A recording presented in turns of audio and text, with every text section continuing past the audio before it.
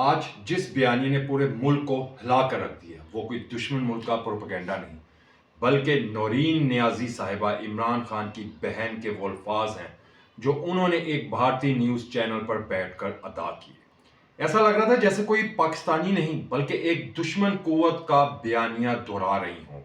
नौरीन नियाजी ने खुलकर पश्तून कार्ड खेला है, पश्तूनों को वर्गलाया है, पश्तूनों को इस तरह से दुनिया के सामने पेश किया है जैसे वो सब जराइम पेशा लोग हों।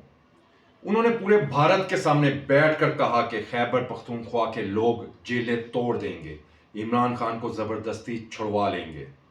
यानी कि वो कानून को अपने हाथ में लेने से भी नहीं डरते, नहीं घबराते।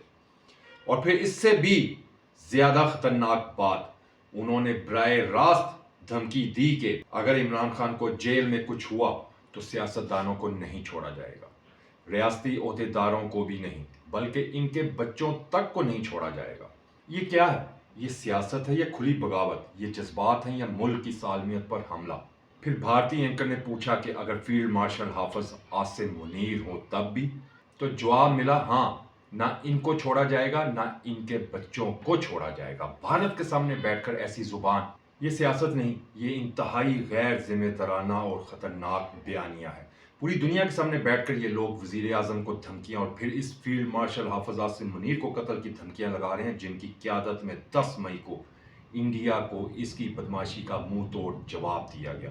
और तस्वीर का दूसरा रुख भी देख लें, इमरान खान साहब की दूसरी बहन एक यहूदी यूट्यूबर को इंटरव्यू दे रही है, पाकिस्तान की जेलों, कानून और अदारों पर कीचड़ उछाल रही हैं, जैसे मकसद सिर्फ एक हो, बस पाकिस्तान को दुनिया भर में बदनाम करना है।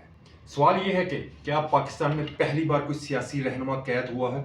जरदारी कैद हुए, शहबाज शरीफ कैद हुए, 3 बार के वज़ीर आज़म मियाँ नवाज शरीफ साहब को भी जेल जाना पड़ा। क्या उनके घरों से ये आवाज़ निकली कि अगर हमारे रहनुमा को ना छोड़ा गया तो पाकिस्तान पर हमला कर दो? क्या किसी ने भारतीय मीडिया पर बैठकर अपनी ही रियासत को धमकियां दी? और क्या इमरान खान ने खुद नहीं कहा था कि नवाज शरीफ की जेल से मैं अमेरिका से पाकिस्तान आते ही एसी उतार दूंगा? मरियम नवाज के साथ जेल में कैसा सलूक किया जाता रहा पूरी दुनिया जानती है। आज जब कानून इनसे सवाल पूछता है तो ये बहनें मुल्क से वफादारी की बजाय मुल्क दुश्मन बयानियों को मजबूत कर रही हैं। ये लोग एक सूबे को पूरे पाकिस्तान से लड़वाना चाहते हैं, खाना जंगी करवाना चाहते हैं। रियासत से मेरा सवाल ये नहीं कि ये क्या कह रही हैं, बल्कि सवाल ये है कि ऐसे बयानिए पर रियासत की जानिब से खामोशी क्यों है? पाकिस्तान पर उंगलियां उठाने वालों पर कार्रवाई होना चाहिए या नहीं? कानून सबके लिए बराबर है या नहीं?